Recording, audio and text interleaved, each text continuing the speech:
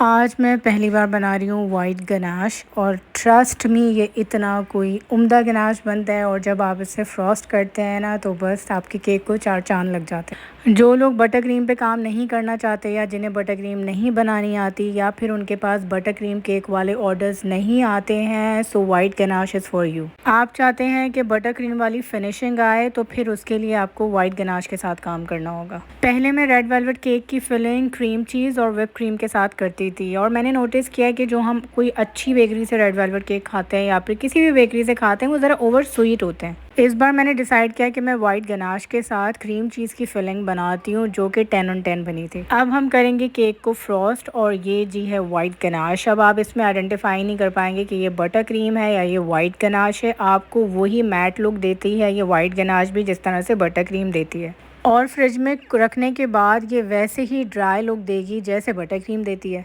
इसकी फिनिशिंग भी whip cream से ज़्यादा अच्छी आती है, almost similar to butter cream. इसमें एजेस को क्लीन करना भी बहुत आसान है। इस केक में बहुत ज़्यादा काम था, एक छोटी छोटी चीज़ें इसमें करना उसके लिए बहुत ज़्यादा टाइम लग रहा था। और जब इतना टाइम लगाने के बाद आपको ये पता लगे कि आपने गलती कर दी है कि केक आपने सर्कल में बनाना था and you made it in heart, मैं अपना सर ही पकड़ के बैठ गई क्योंकि मैं क्लाइंट के कुछ मैसेजेस देख रही थी कि कोई चीज़ मिस ना हो जाए और सबसे बड़ा पार्ट ही मिस हो गया था। फिर मैंने क्लाइंट को मैसेज किया and she was very kind. I was literally disappointed with my self क्योंकि मैंने इतनी बड़ी गलती कैसे कर दी। पर उन्होंने कहा कि शेप से कुछ नहीं होता, वो तो मैंने आपसे ऐसे ही कह दिया था सर्कल बना दें, पर आप हार्ट ही कर दें, ये भी बहुत प्यारा लगेगा। अब इस गलती करने के बाद मैं अपने आप से थोड़ी सी मुतमईन हुई क्योंकि जो केक की रेफरेंस उन्होंने मुझे दिया था मैं 90% मैंने उसको कॉपी कर लिया था।